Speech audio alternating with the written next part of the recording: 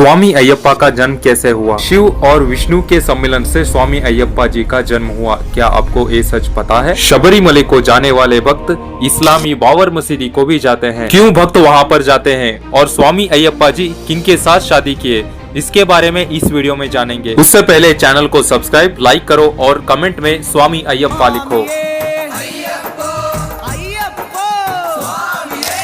महिषी नामक एक राक्षस रहती है। सभी देवताओं को अपने वश में पाने के लिए घोर तपस्या करती है। उसके तपस्या से संतुष्ट होकर ब्रह्मा जी प्रकट होते हैं और ब्रह्म जी कहते हैं, अमरत्व छोड़कर जो भी तुम्हें वर चाहिए पूछ लो। तब बहुत होशियारी से असुर महिषी बोलती है, मेरा अंत सिर्फ शिव और विष्णु के संतान से ही होना चाहिए, इस धरती पर ही होना चाहिए। यहाँ सोचने वाली बात यह है कि शिव और विष्णु दोनों पुरुष है और उनका सम्मिलन नहीं हो सकता। उनके सम्मिलन से पुत्र भी जन्म नहीं हो सकता। इस वर को सुनते हुए ही ब्रह्मा जी विमुक्त हो जाते हैं और बिना सोचे समझे ब्रह्मा जी तथास्तु कह देते हैं। इसे सुनते ही महिषी, मैं अब अमर हूँ, मुझे कोई नहीं रोक सकता, मैं इस सृष्टि का सर्वनाश कर दूंगी। इसके बारे में सुनते ही बहुत सुंदर सी कन्या मोहिनी का रूप धारण करते हैं विष्णु जी। मोहिनी के इस सुंदरता को देखकर मोह में आ जाते हैं शिव जी और इन दोनों के सम्मिलन से पैदा होते हैं स्वामी अयप्पा।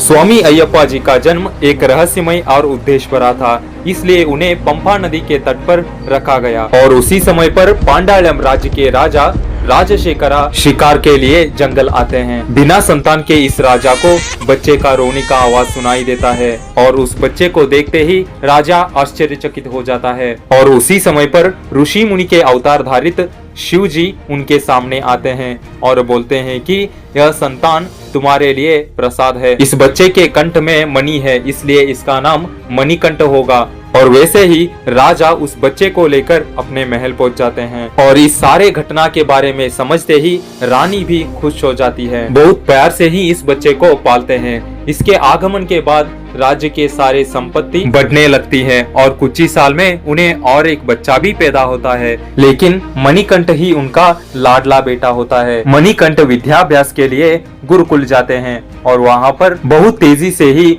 सारी विद्या और कला सीख जाते हैं। और यहाँ पर गुरुजी को एक बेटा होता है और वह गूंगा होता है। मणिकंठ के स्पर्श से वह बच्चा बोलने भी लगता है और ऐसे ही राज्य में सेवा दया दिखाते हुए सभी लोगों के मन में बैठ जाते हैं मणिकंठा। लोगों ने उन्हें प्यार से अय्या अप्पा बुलाते हुए उनका नाम अयप्पा हो जाता है। अयप्पा पर सभी लोगों का प्यार देकर राजा राजशेखरा स्वामी अयप्पा को राजा बनाने का निश्चय लेते हैं, लेकिन यह उस राज्य के ही एक मंत्री को पसंद नहीं आता है, क्योंकि वह मंत्री एक बार राज्य के संपत्ति को लूटते हुए स्वामी अयप्पा जी के हाथ में पकड़ा गया होता है। वह नीच मंत्री रानी के पास जाता है और बोलता है, अगर अयप्पा इस राज्य के राजा बने तो आपको और आपके बेटे को वह नहीं देखेगा, इसीलिए उसे जल्द ही रोको। उसे सुनते ही उस राज्य के महारानी मंत्री के बात को सच मानती है और स्वामी अयप्पा मारने के लिए सोचने लगती है। तब मंत्री बोलता है कि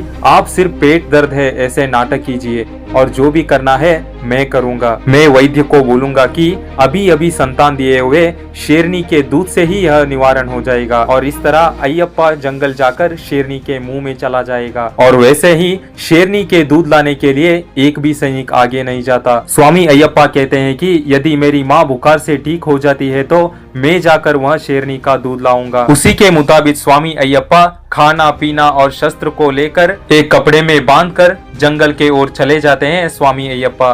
स्वामी अयप्पा जंगल के ओर जाते वक्त उनके सामने वावर आता है। अपने आप को ही बहुत बलशाली बलवान मानने वाला वावर और स्वामी अयप्पा के बीच में एक घोर सा संघर्ष चलता है। तब स्वामी अयप्पा जी का शक्ति और दैवीय मनोभावना को देखते हुए वावर उनके सामने मुंह पहराकर हार जाता है। तब स्वामी अयप्पा कहते हैं, कुछ समय के बाद यहाँ पर मेरा मंदिर बनेगा और जो भी भक्त मेरे मंदिर को आते हैं वह तुम्हारे मसीदी को भी आकर जाएंगे। और ऐसे ही स्वामी अयप्पा जंगल के ओर जाते वक्त महिषी उनके सामने आती है। तब अयप्पा को याद आता है कि महिषी का संहार करना ही मेरा उद्देश्य है। ब्रह्मदेव से वर पाकर शक्तिशाली हुई महिषी एक बड़ा सा भैंस का रूप लेकर स्वामी अयप्पा पर प्रहार करती है। तब स्वामी अयप्पा उस महिषी का संहार करते हैं और उसी समय उस महिषी के शरीर से एक दिव्य प्रकाश जलता है और महिषी एक सुंदर सी कन्या बन जाती है। शाप मुक्त हुई महिषी स्वामी अयप्पा जी का सुंदरता को पाकर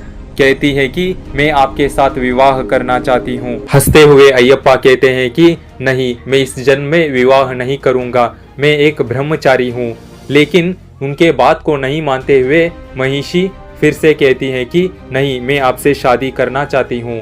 तब स्वामी अयप्पा कहते हैं ठीक है, लेकिन एक वादा है, कुछ समय के बाद यहाँ पर मेरा एक मंदिर बनेगा और बहुत से भक्त मेरे दर्शन पाने के लिए आएंगे और जिस समय मेरे दर्शन के लिए एक भी कन्या स्वामी नहीं आएंगे तब मैं तुमसे शादी कर लूंगा, तब तक तुम इसी स्थल पर रहो। और वह स्वामी अयप्पा जी के बात को मानती है और वहीं अब मयिकापुरतम देवी के नाम से जानती है और अभी भी उसका पूजन शबरीमले में किया जाता है। और उस लोग गाँव के सभी लोग स्वामी अयप्पा जंगल से अभी तक नहीं लौटे और उसी वक्त शेरनी के आवाज के साथ स्वामी अयप्पा हाथ में उसका दूध लेकर आते हैं। उसे देखते ही महारानी को पता चलता है कि स्वामी अयप्पा साक्षात भगवान है और कहती है मुझसे गलती हो गई, अयप्पा तुम ही इस राज्य के राजा बनो। तब स्वामी अयप्पा कहते हैं मैं जिस उद्देश्य से यहाँ पर आया था वह उद्देश्य संपूर्ण हो गया है और मेरा अनुज राजा ही इस राज्य का राजा बनेगा। और उनके पिताजी को कहते हैं कि शबरीमले में मेरा एक मंदिर बनाओ,